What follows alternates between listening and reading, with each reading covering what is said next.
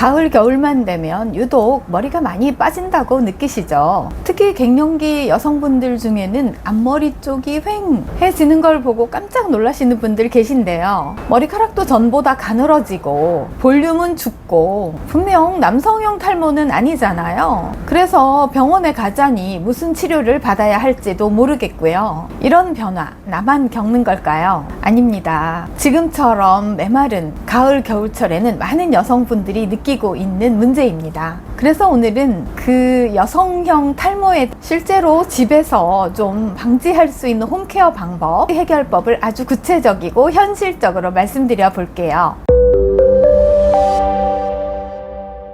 안녕하세요. 홍대합 미약사 이유미 약사입니다. 요즘 머리 많이 빠져서 속상하신 분들 많으시죠? 병원 가긴 부담스럽고 약은 왠지 아직이라고 느껴지신다면 집에서 할 수 있는 간단한 홈케어 방법 해보시면 어떨까요? 그 중에서도 요즘 조용히 입소문을 타고 있는 도브비누 아시죠? 샴푸 대신 도브비누로 머리 감는 방법 말씀드려 볼게요. 비누로 머리를 감으면 탈모에 더 안 좋지 않을까 이런 생각하는 분들 계시죠? 네, 일반적인 비누는 감으시면 안 되고요. 하지만 도브비누는 일반 비누하고는 약간 다른 점이 있습니다. 모양은 비누처럼 생겼지만 비누화 과정이라는 걸 거치지 않은 카테고리가 뷰티바라고 하는 제품군에 속하는 제품으로요. 먼저 pH가 알칼리성이 아니라 약산성에 가까운 부드러운 제품이고요. 거기다가 보습 성분까지 함유되어 있습니다. 그래서 특히 건성 두피나 민감성 두피를 가지신 분들이라면 꽤 괜찮은 선택지가 될 수 있을 것 같아요. 자극적이지는 않으면서 부드럽게 세정이 가능하니까요. 매일 하는 샴푸 대신 도브비누 하나만 추가해 보는 것으로도 탈모에 영향을 주는 두피 자극을 줄이는 좋은 선택지입니다. 자, 그러면 샴푸와 도브비누는 뭐가 다를까요? 많은 분들이 어차피 씻어내는데 똑같은 거 아닐까요? 이런 생각 하시겠지만 샴푸와 도브비누는 만들어지는 방식이 아예 달라요. 일반 샴푸는 액체 형태로 되어 있고 강력한 세정력을 내기 위해서 보통 설페이트라고 하는 계면활성제가 들어있거든요. 그런데 이 성분들이 피지와 오염을 잘 씻어내는 데는 효과가 있지만 동시에 두피에 있는 유분막까지 과도하게 제거해버려서 민감성 두피나 건성 두피에는 오히려 자극이 될 수 있습니다. 하지만 도브비누는 설페이트 계열 계면활성제를 쓰지 않고 보습 성분을 추가했어요. 그래서 모양은 비누 같지만 부드러운 세정력을 가진 제품입니다.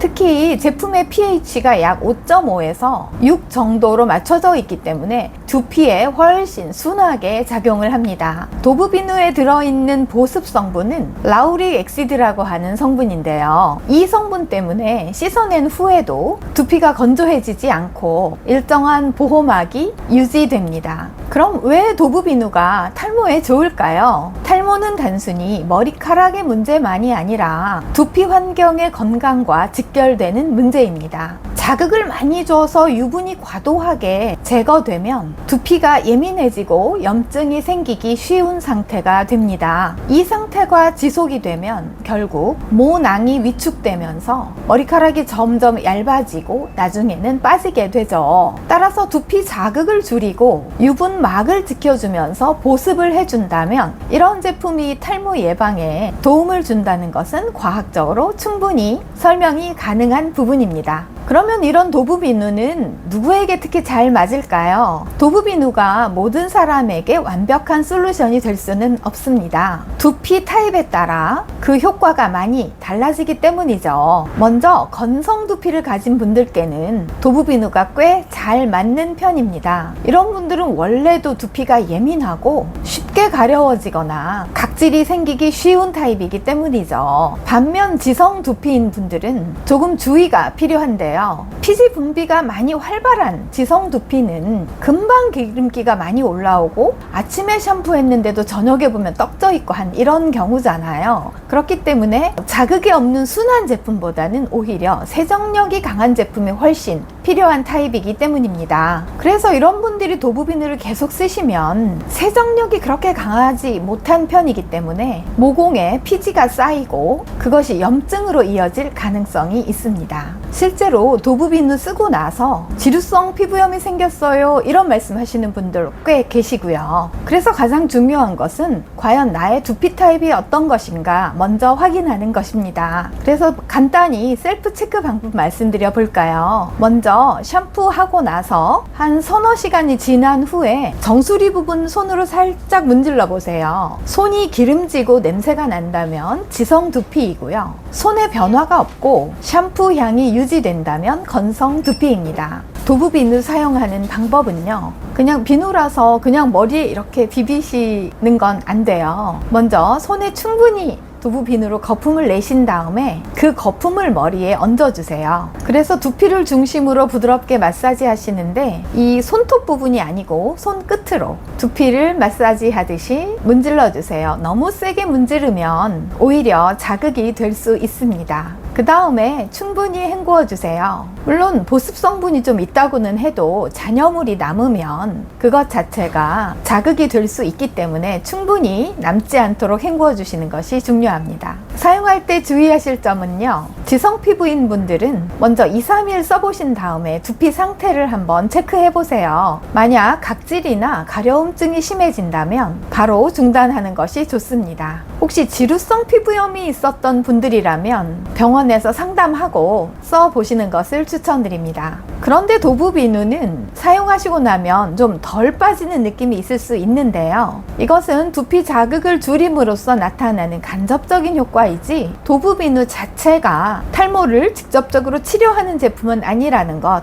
꼭 기억해 주세요. 그리고 건성 두피인 분들은요, 일주일에 한 2번이나 3번 정도 감으시는데 그때마다 도부 비누 사용하셔도 괜찮습니다. 또는 2번 정도는 도부 비누를 쓰시고 1번 정도는 순한 세정력의 샴푸를 사용하시는 것도 괜찮습니다. 건성 두피는 피지 분비가 적고 유수분 밸런스가 무너지기 쉬워서 자극적인 세정제를 사용하시는 것은 절대로 안 되고요. 하지만 도부 비누는 약산성이기 때문에 자주 쓰셔도 괜찮겠습니다. 지성 두피이신 분들은 거의 매일 머리를 감으시는데요, 일주일에 매번 도부 비누로만 세정을 하시지는 말고 한 일주일에 2번 정도를 도부 비누를 사용하시고 나머지에는 세정력이 강한 샴푸를 사용해서 머리를 감으시는 것 추천드리겠습니다. 그런데 나는 두피가 약간 혼합성인 것 같다, 아주 건성도 아니고 어떤 부분은 또 지성이고, 그렇거나 또 이유에서였든지 일시적으로 두피에 변화가 있는 분들 계시죠. 예를 들어서 평소에는 지성인데 요즘에 갑자기 건조해지면서 피지 분비가 줄었다든지, 이런 분들은 날씨가 건조할 때는 도부 비누를 쓰시고요, 땀이 많이 났다거나 하는 날에는 다른 샴푸를 쓰시는 것 추천드립니다. 샴푸를 잘 하셨으면 머리를 말리는 것, 잘 말리는 것도 샴푸하는 것 못지않게 중요한데요. 머리를 잘 말리기 위한 올바른 방법은요, 첫 번째, 수건으로 문지르지 말고 눌러서 물기를 제거하는 것입니다. 많은 분들이 머리를 수건으로 문질러서 물기를 제거하시는데요, 이렇게 하면 젖은 상태에서 약해진 모발이 쉽게 끊어지거나 빠질 수 있습니다. 대신 수건을 이용해서 톡톡 눌러서 두피와 머리카락의 물기를 흡수해 주세요. 두 번째로는 두피부터 말리기인데요, 탈모에서 가장 중요한 것은 두피 건강이기 때문에 드라이기를 사용할 때는 머리카락이 아니라 두피 중심으로 먼저 말리는 것이 핵심입니다. 두피가 젖은 채로 오래 남아 있으면 곰팡이나 염증이 생길 가능성이 있어요. 세 번째로는 너무 뜨겁지 않은 바람으로 말리는 것입니다. 뜨거운 바람은 모낭을 더 자극하고 모발의 수분을 빼앗아서 더 건조하게 만들어줍니다. 그래서 머리를 말릴 때 미지근한 바람이나 차가운 바람을 이용해서 말리는 것이 모발 보호에 도움이 됩니다. 마지막으로 완전히 말리는 것까지가 모발 케어입니다. 적당히 말려도 괜찮겠지, 그런 생각 하시잖아요. 젖은 채로 잠들거나 부분적으로 남아있는 습기가 두피 건강을 해칠 수도 있기 때문에 두피와 모발을 완전히 말린 채로 생활하시는 것이 중요합니다. 네, 그래서 이렇게 여러 가지 방법을 많이 해봤어요. 도부 비누도 사용해봤고 머리 감고 말리는 것도 잘 말렸고 그랬는데도 별로 효과가 없다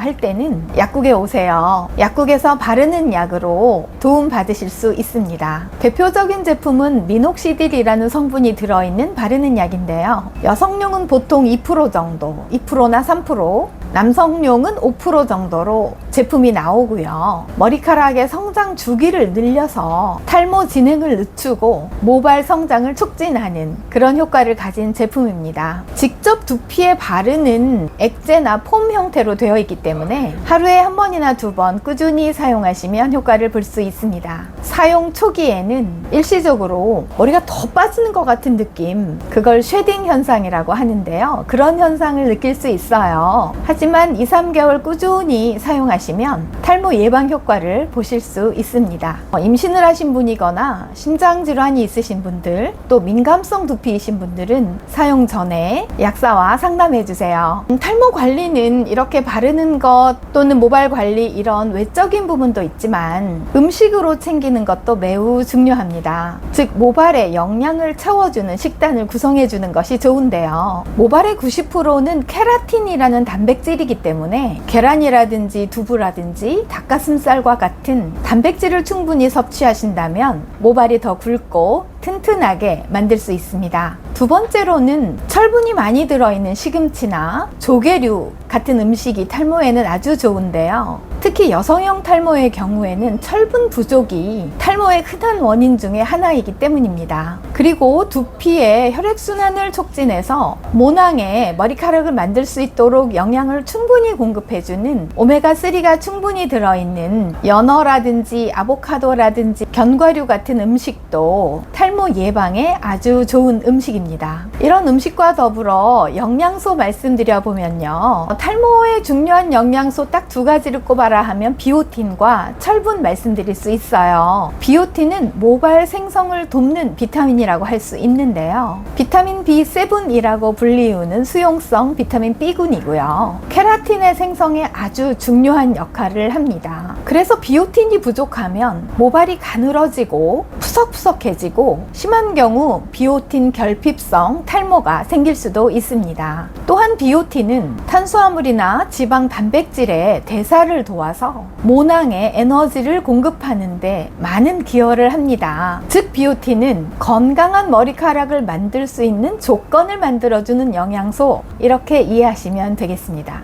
두 번째로 철분인데요. 철분은 혈액 내의 헤모글로빈을 구성하는 핵심 요소잖아요. 그래서 산소를 전신으로 운반하는 데 필요합니다. 우리 머리카락을 만드는 모낭도 역시 미세한 혈관을 통해 산소와 영양분을 공급받는데 철분이 부족하면 두피로 가는 혈액량이 감소하며 모낭 기능이 감소합니다. 특히 우리 여성들은 생리, 출산, 갱년기 등으로 철분 결핍이 아주 흔해요. 그래서 이로 인한 빈혈성 탈모도 많은 것이 현실입니다. 철분은 모발 성장기를 유지하는 데 중요한 역할을 하기 때문에 철분이 부족하면 머리카락의 성장을 멈추고 자꾸 빠지게 됩니다. 결론적으로 비오틴은 건강한 모발을 만드는 재료이고 철분은 그 재료가 제대로 공급되도록 돕는 운반 도구라고 생각하시면 될 것 같습니다. 이 두 가지가 함께 작용해야 모발이 잘 자라고 생성이 잘 되는 환경이 제대로 갖춰져 있다라는 것이 핵심입니다. 오늘은 여성형 탈모를 예방할 수 있는 홈케어 방법과 샴푸를 제대로 하는 방법, 머리를 잘 말리는 방법,